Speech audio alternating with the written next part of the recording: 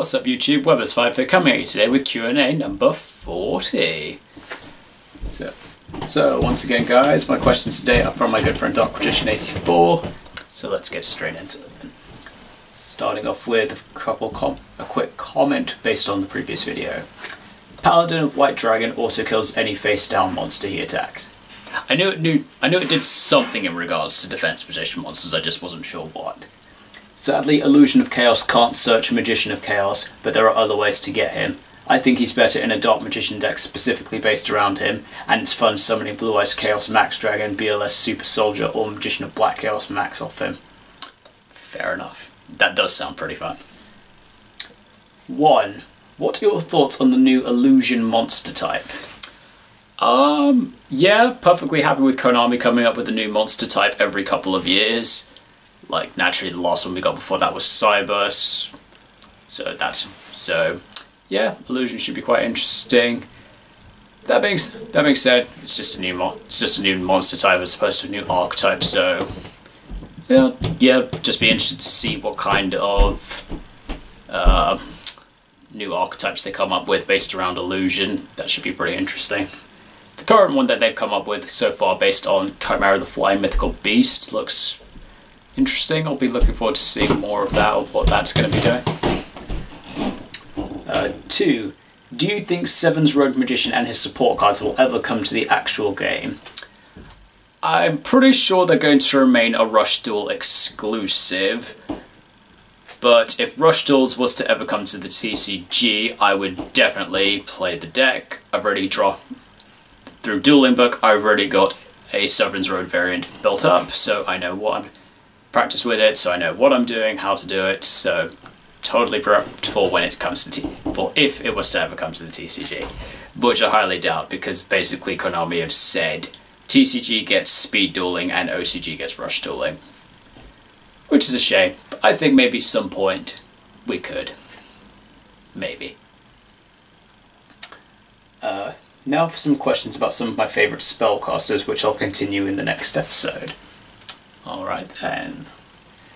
Question 3. Thoughts on Old Vindictive Magician? Ah yes, the spellcaster version of Man-Eater Bug.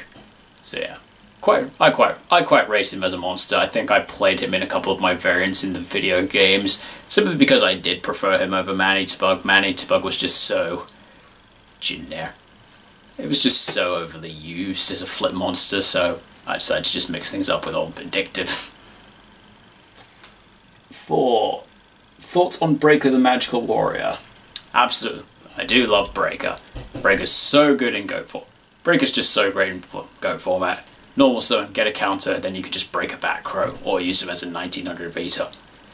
Gotta love a bit of Breaker. 5. Thoughts on Skilled Dark Magician? For what he does, he's really good. Very easy to use with cards like, say, what you did back in the day with Toon Table of Contents, so you can just very easily scope out his spell counters.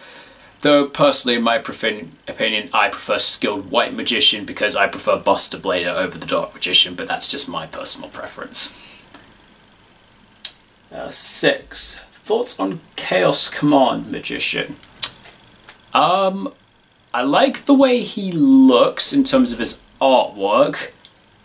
His effects just a bit lackluster in terms of it just protects himself from targeting effects, which can be useful, but not exactly difficult to get around. But he looks really cool. 7. Thoughts on Supreme Arcanite Magician? Supreme Arcanite Magician is probably one of my favourite fusion monsters in the game. It's like the only fusion monster in the game that uses spell counters, which is why I like it. It's also why I've got a couple of Ultimate Rare versions of it. I've got one in my binder and one which I hang around my neck. If I could find a way to easily summon it in Endymion, I would, because I think it would be really good. Fortunately, with its requirements that it requires a spellcaster synchro monster, kind of makes it a bit difficult, because it's not like Endymion has a very easy way of synchro summoning, unless I want to throw in like the Magician archetype with Harmonizing Magician and some other stuff, but I don't know, maybe at some point I'll figure out a way to do a synchro variant and I could give it a try. thoughts on Quintet Magician? I like the concept of... I do like the idea of Quintet Magician. For a lot of decks, particularly spellcaster-based ones, it's pretty easy to be able to generate 5 different named spellcasters to get its full effect off, and with the release of Magicalized Fusion, it's pretty easy to use. He's pretty easy to summon out, since Magicalized Fusion just lets you use the materials from your graveyard, so that's really great. I think I was testing him a bit when I was playing a... Oh, what was I doing with it? I think it was when I was doing an Extravagance variant of Endymion. I was playing as one of my cards in my extra deck. That being said, I don't think I was playing the Magicalized Fusion to summon it out, but yeah, it was an option. 9. Thoughts on Palladium Oracle Mahad?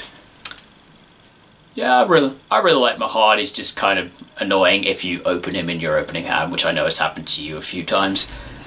But he's a great thing to either top deck into with the combination of things like Soul Servant. You can stack him on top of your deck, then you can forcibly draw into him, special summon him, doubling his attacks, and making his attack double its OG whenever it battles a dark. Really good. Then if it dies, you float into a DM. So yeah, overall for what he does, he's really good. I really like him. And question 10. Thoughts on Dark Magician of Chaos? I really like Dark Magician of Chaos for what it does, or rather what it did back in the day. Unfortunately, sadly, it was around the point I wasn't actually playing in the game, so I never really got to use it when it was at its best.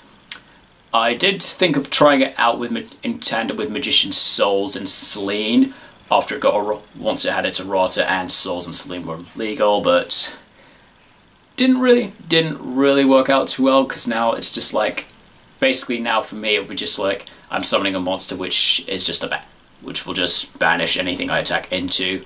But if I do it in main phase 1, it's probably just going to get attacked over on my opponent's turn. And if I do it on my turn, it's going to come into a defense, so I can't attack with it.